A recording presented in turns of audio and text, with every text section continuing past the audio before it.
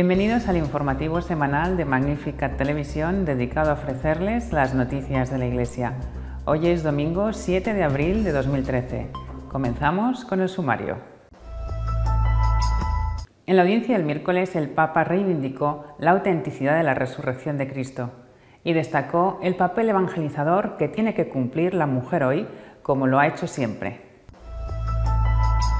El genocidio del aborto no cesa, al contrario, aumenta. Se han producido 1.720 millones de abortos en todo el mundo en los últimos 40 años. Uruguay está a punto de sumarse a la lista de países donde es legal la unión gay considerada como matrimonio homosexual, pues ha sido aprobado recientemente por su Senado. La Iglesia ha protestado. Malas noticias para la familia también en España. Los divorcios han aumentado. Ni siquiera la fuerte crisis económica ha sido capaz de frenarlos. Las cosas más increíbles a veces suceden. El Ayuntamiento de Miami ha prohibido a las monjas de la Madre Teresa que alimenten a los pobres. La excusa es que es un negocio. La realidad es que a algunos les molesta ver a los pobres juntos en la calle. En la audiencia general de este miércoles, el Papa Francisco ha destacado el papel de las mujeres como primeras testigos de la resurrección de Jesucristo, una verdad de fe que, según el Santo Padre, se ha intentado ocultar, incluso se ha inculcado la duda entre los fieles. El Papa ha recordado que desde los primeros pasos de la Iglesia, la fe en el misterio de la resurrección de Jesús es firme y sólida. La resurrección de Cristo es nuestra mayor certeza, es el tesoro más precioso. Desgraciadamente, ha dicho, a menudo se ha intentado ocultar la fe en la resurrección de Jesús e incluso entre los mismos creyentes se ha insinuado la duda. Ha sido por superficialidad o por indiferencia, porque nos ocupan miles de cosas que se consideran más importantes que la fe o por una visión de la vida puramente horizontal. Pero precisamente es la resurrección la que nos da la esperanza más grande, ya que abre nuestra vida y la vida del mundo al futuro eterno de Dios, a la felicidad plena, a la certeza de que el mal, el pecado y la muerte pueden ser derrotados. También destacó que los primeros testigos de la resurrección fueron las mujeres. Las mujeres, ha afirmado el Papa, están impulsadas por el amor y aceptan este anuncio con fe. Creen e inmediatamente lo cuentan, no se lo guardan para ellas. La alegría de saber que Jesús está vivo, la esperanza que llena su corazón, no se pueden contener. Lo mismo tendría que pasar en nuestras vidas. Tengamos el coraje de salir para llevar esta alegría y esta luz a todos los rincones de nuestras vidas. Francisco ha explicado que según la ley judía de la época, las mujeres y los niños no podían ser testigos ni confiables ni creíbles. En los evangelios, sin embargo, las mujeres tienen un papel primordial, fundamental, y podemos ver aquí un argumento en favor de la historicidad de la resurrección. Si se tratara de un hecho inventado, añade el Papa, en el contexto de aquella época no estaría unido al testimonio de las mujeres. Esto nos dice que Dios no escoge según los criterios humanos. Los primeros testigos del nacimiento de Jesús son los pastores, gente sencilla y humilde. Los primeros testigos de la resurrección son las mujeres. Es de alguna manera la misión de las mujeres, de las madres, de las abuelas, dar testimonio a los hijos, a los nietos, de que Jesús está vivo, de que es el resucitado. Madres, mujeres, adelante con este testimonio, porque para Dios lo que cuenta es el corazón, concluyó. Cada vez son más los abortos en el mundo. Incluso en aquellas regiones que permanecían inmunes se están sumando a este genocidio. En los últimos 40 años se contabilizan ya 1.720 millones de abortos, más muertes que en todas las guerras de toda la historia de la humanidad. El Dr. Brian Close, director de Educación e Investigación del Human Life International, ha investigado el número de abortos provocados en el mundo desde 1973. Sus conclusiones son desoladoras. A más de 1.700 millones de seres humanos no se les permitió nacer en este periodo de tiempo. Y además, la tendencia es que se incremente el número anual de abortos porque cada vez son más los países que lo legalizan. El Dr. Close advierte que la plaga del aborto aumentará, dado que la eliminación de la vida concebida y no nacida forma parte de las políticas de planificación familiar y salud reproductiva, adoptados por un número cada vez mayor de países de los 5 continentes. Incluso regiones enteras del planeta que se habían visto libres del aborto legal, como es el caso de Iberoamérica, empiezan a ceder ante las presiones del poderoso lobby abortista internacional y de una ideología considerada como progresista, asumida tanto por partidos de izquierda como por gran parte de los conservadores y liberales. La ONU se ha convertido igualmente en un instrumento de promoción del aborto, especialmente en los países menos desarrollados. Se da la circunstancia de que, además de los abortos indiscriminados, se ha convertido en habitual la práctica masiva de abortos de fetos y embriones de sexo femenino en los países donde la posición social de la mujer es de total discriminación respecto al hombre. Igualmente, el avance en el diagnóstico prenatal está provocando la eliminación de seres humanos no nacidos por el mero hecho de que padecen alguna enfermedad, de manera que, por ejemplo, cada vez nacen menos niños con síndrome de Down. Uruguay está a punto de convertirse en el segundo país sudamericano que legalice el matrimonio homosexual, después de que su Senado aprobara por mayoría abrumadora un proyecto de ley en el que se equipara nombre, derechos y obligaciones de las uniones de parejas de igual o distinto sexo. Ahora este proyecto de ley tendrá que pasar por la Cámara de Diputados para ser ratificado. El Congreso, que ya aprobó el proyecto enviado al Senado por 81 votos de 87, tendrá que votar de nuevo debido a las modificaciones que el Senado introdujo en la iniciativa, pero se da por descontado que saldrá adelante sin ningún problema. Precisamente el presidente del opositor y conservador Partido Nacional, Luis Alberto Heber, señaló que los integrantes de su bloque tendrán libertad de voto, entre otras cosas, porque el suyo no es un partido que acepte los dictados de la Iglesia. Durante el debate, el senador nacionalista Jorge Larrañaga justificó su voto a favor porque, como hombre liberal, no podía permitirse regular un acto tan íntimo como el amor entre dos personas. El Senado dio por buena la iniciativa con 23 legisladores a favor y solo 8 en contra, con votos positivos de miembros de todos los partidos políticos. El resultado también puso de manifiesto los parámetros laicos con los que se comporta la clase política uruguaya, que hizo oídos sordos a las palabras del primado de la Iglesia Católica en el país. El arzobispo de Montevideo, Monseñor Nicolás Cotugno, quien pidió a los legisladores católicos no votar una iniciativa que a su juicio va en contra del proyecto de Dios. La norma, denominada Ley de Matrimonio Igualitario, señala expresamente que el Código Civil considerará como matrimonio la unión permanente entre dos personas de igual o distinto sexo y elimina de su articulado las palabras hombre y mujer para sustituirlas por cónyuges. Las críticas más duras a la iniciativa se dirigieron a las otras modificaciones del Código Civil, que dará libertad a las parejas del mismo sexo para elegir libremente el orden de los apellidos de sus hijos y que permitirá la adopción de los matrimonios homosexuales. En España, en el año 2012, a pesar de la crisis económica y de la reducción en el número de matrimonios, la cantidad de rupturas familiares ha aumentado en más de 2.660 con respecto al año 2011, un 2,13% más. En España se produjeron el año pasado 127.362 rupturas familiares, casi 350 al día, una cada 4 minutos. Estas rupturas se dividen así: 120.056 divorcios, el 94.26% de las rupturas, 7.142 separaciones, que ya solo representan el 5.61%, y 64 nulidades, el 0.13%.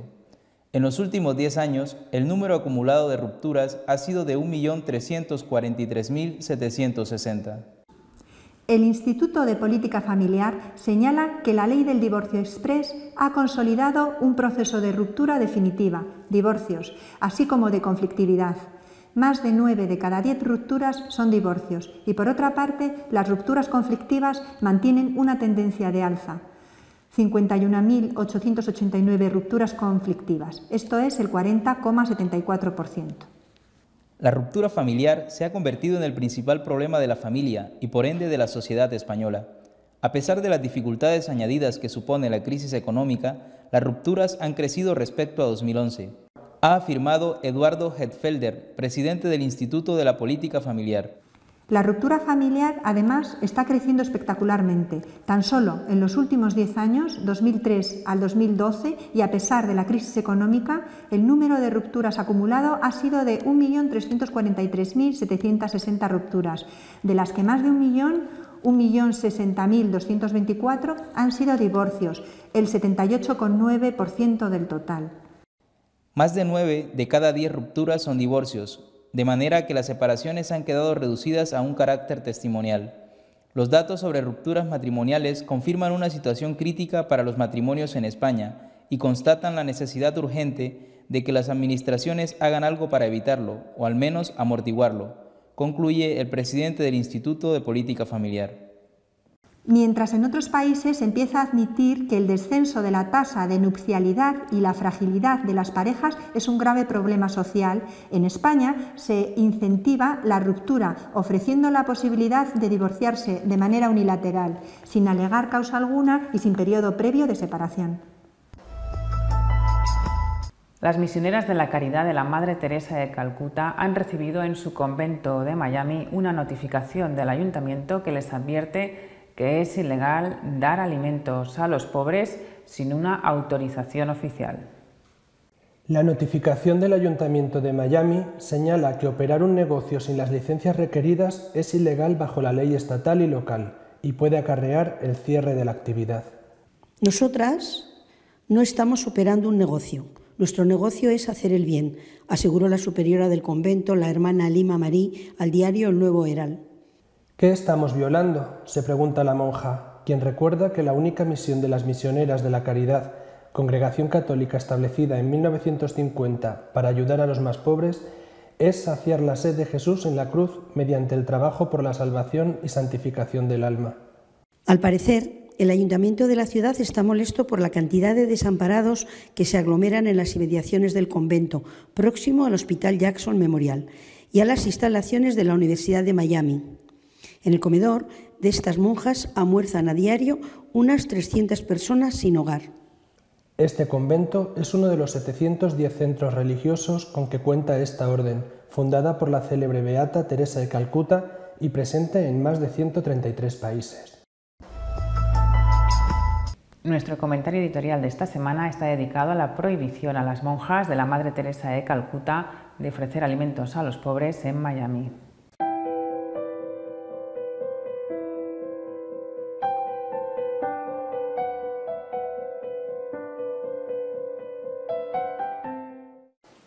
Los dictadores de todas las épocas, cuando se decidieron a atacar a la Iglesia católica para intentar suprimirla, para intentar acabar con ella, empezaron por reprimir y por perseguir la libertad de culto, el derecho a la libre asociación, también el derecho de la Iglesia a educar a sus niños y, por supuesto, y quizá fue eso en lo que más insistieron, la labor caritativa de la Iglesia. Hay un caso histórico en que esto fue muy notorio, muy claro. El emperador Juliano, que ha pasado a la historia con el nombre de Juliano el Apóstata, posterior a Constantino, bautizado católico, que volvió después al paganismo, comprendió que había que acabar a toda costa con la acción social de la Iglesia. A la par que la prohibía, pidió a los templos paganos, que todavía existían, que desarrollaran, por lo menos en parte, esa labor caritativa. Fracasó completamente, tanto por parte de los templos como porque no pudo acabar con la Iglesia católica. Pasó a la historia, además de por esta persecución, por una frase que quizá fue la única por la que es conocido cuando estaba muriendo. Siendo consciente de que le iba a suceder de nuevo un emperador católico, dijo: venciste Galileo. Se refería naturalmente a Jesús. Lo mismo que Juliano el Apóstata o que Nerón han hecho otros tiranos, otros dictadores nazis y comunistas, se han empleado a fondo contra la Iglesia y contra esos derechos, esas libertades, de una forma especial, repito, la libertad, el derecho a ayudar a los pobres. Saben que la ayuda a los pobres es una ayuda que la Iglesia ofrece generosamente, pero que es indudablemente su carta de presentación, y que nadie como la Iglesia, ninguna institución ni ninguna otra religión, nadie como la Iglesia lo hace con tanta dedicación, con tanta generosidad y con tanta intensidad. Pues bien, esto es una vieja lección de historia, y ahora nos encontramos con que nada menos que la ciudad de Miami, una una ciudad tan hermosa, es una ciudad tan conocida en el mundo, el alcalde ha decidido prohibir a las monjas de la Beata Teresa de Calcuta, de la Madre Teresa, prohibir que den de comer a los hambrientos. Ellas tienen allí, como en tantos otros sitios, un comedor social y, bueno, pues todos los días alimentan a los pobres, a los mendigos, a los últimos de los últimos, para atender a los cuales fueron creadas por la Madre Teresa. Atienden a unas 300 personas diariamente. Resulta que esa casa, ese hogar de las monjas de la Madre Teresa está cerca de una famosa universidad. Y quizá los alumnos distinguidos, riquísimos, o sus riquísimos y distinguidos profesores o benefactores también riquísimos, se sienten incómodos cuando tienen que acercarse a clase y ven a aquellos vagabundos, aquellos mendigos, pues seguramente malolientes, y quizá hasta es posible que algún alumno haya decidido no ir, o algún benefactor no dar algún millón, o hasta es posible que haya habido quejas de los vecinos del barrio. El caso es que el alcalde ha prohibido a las monjas hacer obras de caridad y alimentar a esa gente que está pasándolo mal. Es que muchos de estos ricos, sinceramente, no es que quisieran que no existieran los pobres, porque con unas migajas suyas pues los eliminaban, pero de buena manera. Lo que quieren es que desaparezcan, o al menos que ellos no les vean. Mientras que las monjas de la Madre Teresa están dejándose la piel para ayudar a estos últimos de los últimos, ellos lo que quieren es que estén esparcidos por la ciudad, que estén difuminados, que estén diluidos, con tal de que no molesten a su vista o a su olfato. Y han llegado a este extremo: prohibir a las monjas que den de comer a los hambrientos.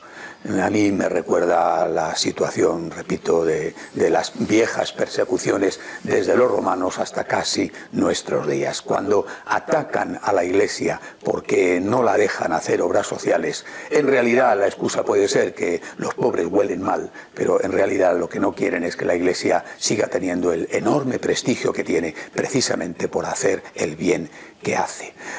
Además dicen que son unas delincuentes, así lo dice el comunicado que ha llegado del Ayuntamiento de Miami al convento de la Madre Teresa. Ustedes son unas delincuentes porque están haciendo ustedes un trabajo que no tienen la autorización para hacerlo. Todas estas cosas, por supuesto, tienen que hacerse debidamente autorizados por el ayuntamiento. ¿Cómo se le ocurre a usted dar una limosna sin permiso del alcalde? Pero qué tropelía, qué barbaridad. ¿A dónde vamos a llegar en esta democracia? Hay que preguntárselo, norteamericana. ¿A dónde vamos a llegar que se puede dar limosna a los pobres sin que lo permita el Estado? Pues esto es lo que hay, efectivamente. Yo estoy seguro de que si sigue así la cosa, si el alcalde no entra en razones, veremos a las monjas en la cárcel. No me gusta que las monjas vayan a la cárcel por ningún motivo, y desde luego por alimentar a los hambrientos, muchísimo menos. Las veremos en la cárcel. ¿Por qué? Porque las monjas de la Madre Teresa tienen el valor suficiente como para desafiar al alcalde de Miami y seguir alimentando a los hambrientos y ayudando a los pobres. Y si esto sucede, será un día triste, ciertamente, pero será también un día glorioso.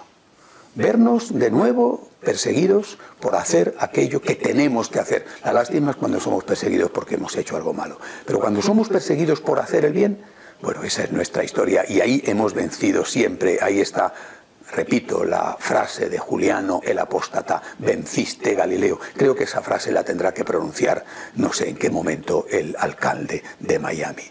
Lo que tenemos que hacer es prepararnos, porque esta democracia, que se supone tolerante, en realidad es una democracia inquisitorial.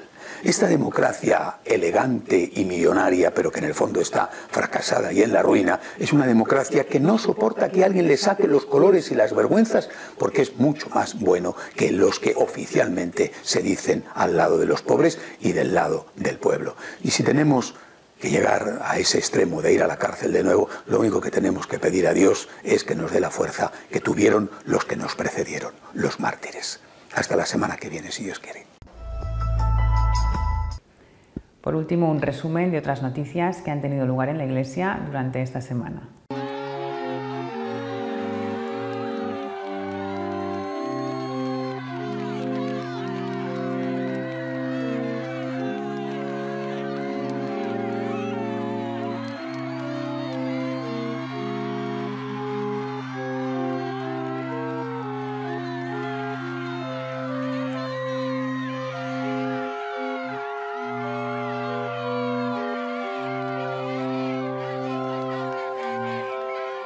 Queridos hermanos y hermanas, hoy comenzamos de nuevo con las catequesis del Año de la Fe, reflexionando sobre la resurrección de Jesús.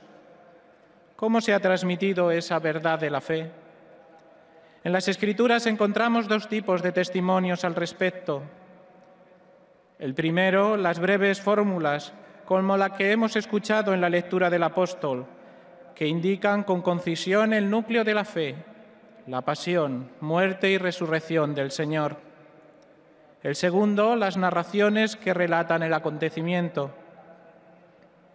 Es significativo el hecho de que sean mujeres, que según la ley no podían dar testimonio fiable, las primeras en anunciar la resurrección. Dios no las elige con criterios humanos, sino que mira a su corazón.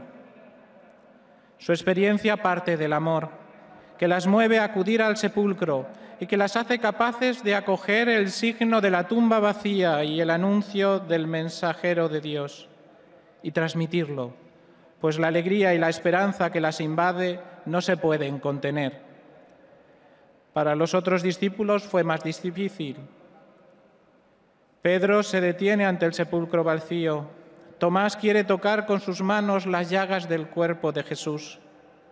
También nosotros estamos llamados a crecer en la fe a través de los signos del amor de Dios, la Escritura, la Eucaristía y los otros sacramentos.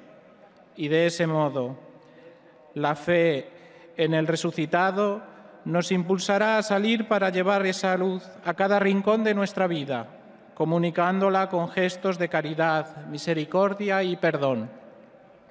Ahora el Santo Padre saludará a los grupos en italiano. Saluto cordialmente i pellegrini di lingua spagnola, in particolare i gruppi venuti dalla Spagna, Argentina, Messico e altri paesi latinoamericani.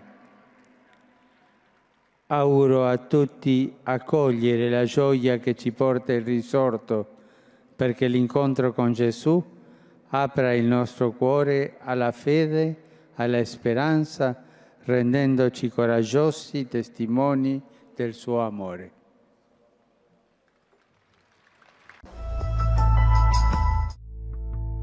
El Papa Francisco se ha reunido con el prefecto de la Congregación para la Doctrina de la Fe, Gerhard Ludwig Müller. Del encuentro solo ha trascendido un comunicado que explica que el Papa ha pedido a la Congregación para la Doctrina de la Fe que continúe en la línea de Benedicto XVI en la lucha contra los abusos sexuales. El Papa ha pedido que se siga apostando con decisión en la protección de los menores, en la ayuda a quienes han sufrido abusos y en los procesos contra los culpables. También ha hecho un llamamiento a todas las conferencias episcopales para que elaboren e incorporen directivas para prevenir y acabar con los abusos en este ámbito tan importante para el testimonio y credibilidad de la Iglesia. Además, el comunicado asegura que el Papa tiene a las víctimas especialmente presentes en su oración.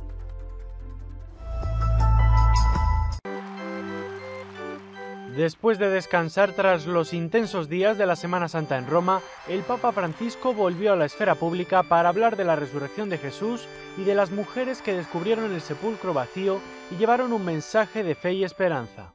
El Papa destacó que las mujeres no se guardaron la noticia para ellas, sino que la difundieron.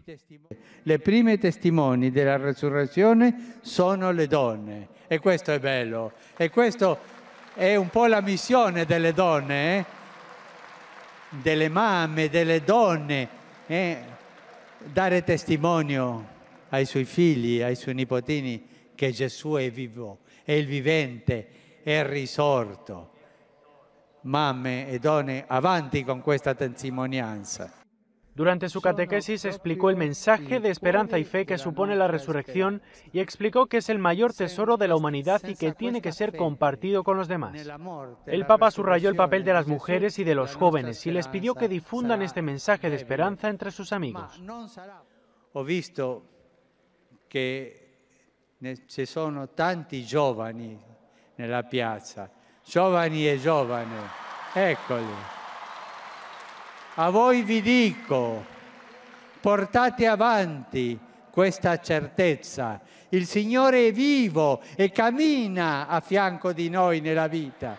Muchos de los jóvenes procedían de Milán, en el norte de Italia. Les acompañaba su arzobispo, el cardenal Angelo Scola. Se notaba tanto su presencia con canciones y gritos que el Papa Francisco les mandó un saludo improvisado. Davvero sono entusiasti questi milanesi, Entre las 30.000 personas que acudieron estaba este coro femenino de Florida que cantó para el Papa. En su segunda audiencia general, el Papa solo habló en italiano. Las catequesis y los saludos fueron traducidos por sacerdotes en 7 idiomas. El octavo Encuentro Mundial de las Familias tendrá lugar en 2015 en Filadelfia, en Estados Unidos. Los organizadores ya tienen un logo y una web para promocionar el evento, para el que esperan a cientos de miles de personas. El logo recuerda a la campana de la libertad de colores, un símbolo tradicional de Filadelfia, que recuerda la Declaración de la Independencia de Estados Unidos en 1776. También es un símbolo de los derechos civiles y de la libertad religiosa. Sobre la campana hay una cruz, que representa a Cristo como centro de la familia. También aparecen los miembros de una familia dibujados con diferentes colores, el padre, la madre y los niños. Por ahora la web da la bienvenida en 4 idiomas y ofrece enlaces a las instituciones organizadoras, como el Pontificio Consejo para la Familia y la Archidiócesis de Filadelfia. Los Encuentros Mundiales de las Familias se celebran cada 3 años, desde que Juan Pablo II lo inauguró en 1994. Hasta ahora se han desarrollado en Roma, Río de Janeiro, Manila, Valencia, Ciudad de México y Milán.